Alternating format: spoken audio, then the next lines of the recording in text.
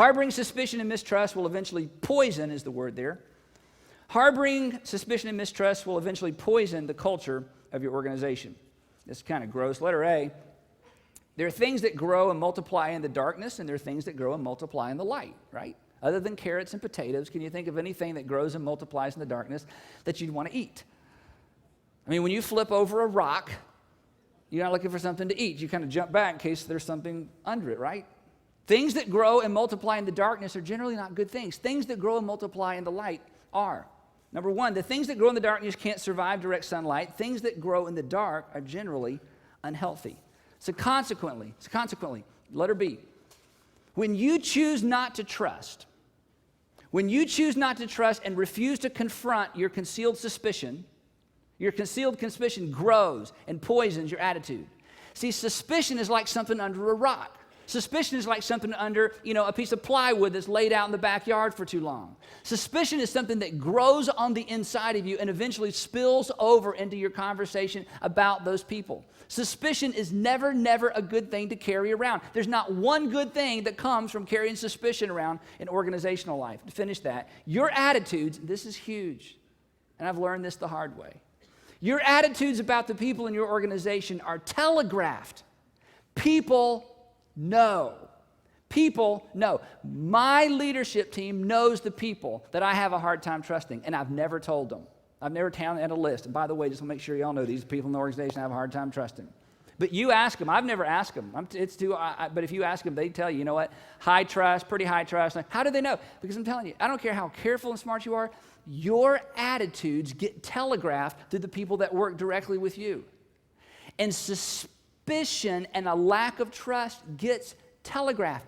People know. It's not really a secret. You've never talked about it, but it's not really a secret. And the longer you carry the secret, the more it grows and the uglier it grows. And then by the time you're ready to talk about it, you talk about it with a little bit too much energy. Letter C.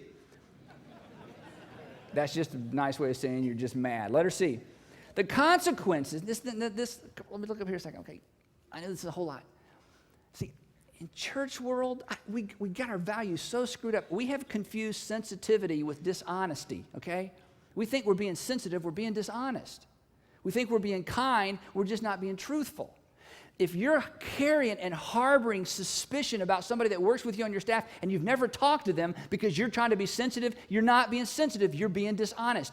You are poisoning your culture because that stuff gets telegraphed. It just does. And things that are brought out into the light generally lose their power and they lose their ability to hurt your culture. Number one, the consequences of confrontation are tangible. Letter C. The consequences of confrontation are far less severe, is the word there, sorry. The consequences of confrontation are far less severe than the consequences of concealment. We think it's the opposite. We think that by keeping it concealed, that, if I talk to her about it, that she's going to blow up. If I talk to him about it, he's liable to quit. We're so afraid of the consequences of being that transparent. But the consequences of concealment are far worse because that's what poisons your culture. Honest confrontation doesn't poison a culture. Transparency about what happened and didn't happen doesn't poison your culture. It's awkward. People cry. People lose their temper. People go home early. It's lots of emotion. And some of you, that just stuff kind of scares you to death and confrontation freaks you out. But the consequences of that are far, far, far less severe than I'm just going to carry around my suspicion, because concealed suspicion is poison to your soul and it gets telegraphed in the organization. Number one, the consequences of confrontation are tangible, immediate, and impact only a few relationships. The consequences of confrontation are tangible, you see it, they're immediate, we had that conversation, and they impact only a few relationships. Number two, but the consequences of concealment are intangible. This is why you have interviewed with churches and on church staffs, and you just go, there's just something wrong there. It's intangible. Listen, it's like something that's rotten in your disposal, and you just, it's just in there. That needs to go. You don't know what it is. You just know it's bad, right? And you can flip a switch, right? But in church world, you just go, that's bad. I just don't want to work there, right? Or now you're on staff and the interview that was just like, next to heaven, working here, right? And then you got there. It's like, well, this is bad. And you can't put your finger on it. Listen, it's that intangible, I don't know where it's coming from, odor of somebody carrying around something dead and rotten that hasn't been exposed to the light. The consequence, number 2, of concealment are intangible, long-lasting, and they can impact every relationship in your organization. The consequences of concealment are intangible, long-lasting, and they'll impact every relationship in your organization. I wrote in my notes, the longer you wait, the madder you'll be, and when things are eventually confronted, you may over-communicate. Anybody here ever over-communicate? You know what I'm talking about? Yeah. All right, letter D. As leaders, we must learn, and that's the key word there. As leaders, we must learn to fear the consequences of concealment more than the transparency of a culture built around trust. Last page conclusion. Listen to this. You've preached on this passage. Do you have this in your notes, the Matthew passage in there? Yeah. Therefore, if you're offering your gift at the altar and there remember that your brother has something against you, leave your gift there in front of the altar and first go and be reconciled to your brother. Then come and offer your gift. In other words, before you worship, make things right with your brother. We don't just worship. We're the ones who create the environment for worship, right? Whether it's kids or adults. We're not just worshipers. We create the environment. We lead worship. If this verse is relevant for somebody who's just coming to church and mad as heck as the guy, and then the Bible says, okay, before I come in there and worship, I got to go make it right. If this verse is relevant for just random people out in society who have something against somebody, what about a church staff? I mean, can we sincerely and authentically create, incredible, relevant, irresistible environments of worship? When we have something, not just against our brother out there in the neighborhood association, because, he wanted to build a pool in the front yard, and we're like, oh, I can't do that, I'm not a big deal, but I go to your church, and, all that kind of stuff, or he fired your daughter, but, he's a deacon, and you can't fire the pastor's daughter, all those things. Come on. If we work on a church staff together, and we have something against each other, and we're concealing it, and we don't want to talk about it, and we talk to other people about it, but not them, I mean, is that any kind of invitation for God to bless what we're doing or to be a part of what we're doing? I don't think so. You don't think so. We know better. So the beginning of great staff, the beginning of great culture is making these 2 decisions. I'm going to choose to trust you, and I'm going to choose to be trustworthy. And when there's a gap, you'll hear about it from me before you hear about it from anybody else. And when what you experience is not what you expected, hey, we're going to have a conversation, and I'm inviting you to come talk to me.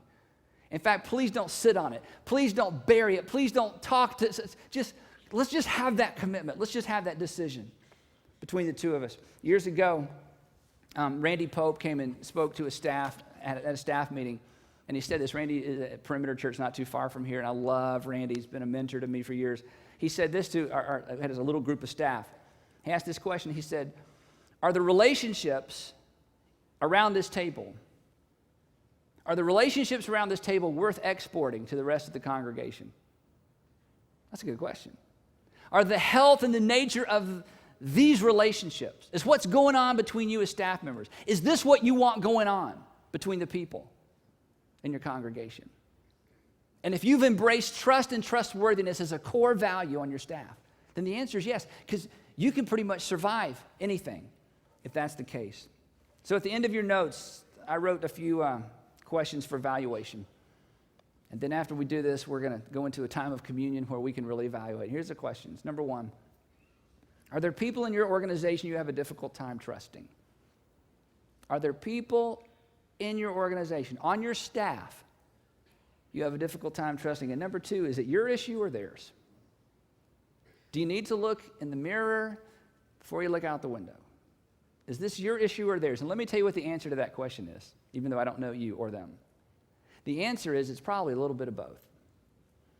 It's a little bit of your background, and it's a little bit about, you didn't confront them the first time, and you didn't confront them the second time, In fact, you've never even really confronted them. You just don't trust them. You've never even really had the conversation, but you're harboring mistrust. See, that's a little bit of you, as well as maybe being a little bit of them. Number 3, what can you do about your part? What can you do about your part of the equation? Because you see, the temptation is to say, I need to go sit down and tell them, I just don't trust you. But before we do that, good leaders don't do that. First, you've got to own your percentage of the problem. And maybe the only percentage you can own is, you know what? I should have come to you the first time, and I just got too busy. I should have come to you the second time, but I thought, well, you're a completely untrustworthy person, but you know what? My part of the equation is I didn't respond immediately. Because come on, we're leaders. And we're busy.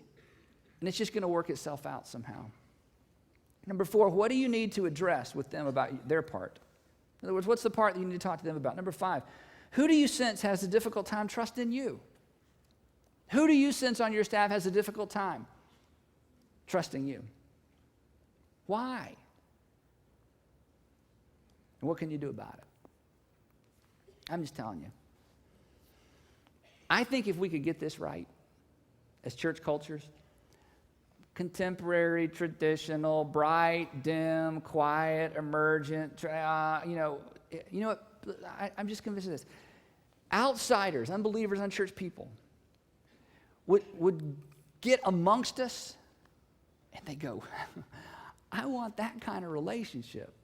I would love to work there. I would love for my wife to work there. I wish we could create that kind of culture where I'm just telling you, if we could just get this right. And again, I don't think this is 401 or 501. This is just basically love one another. Oh, brilliant idea. Who said that, you know? Let me close with reading you this. This is in my notes. It's not in your notes. And then this is just what I wrote.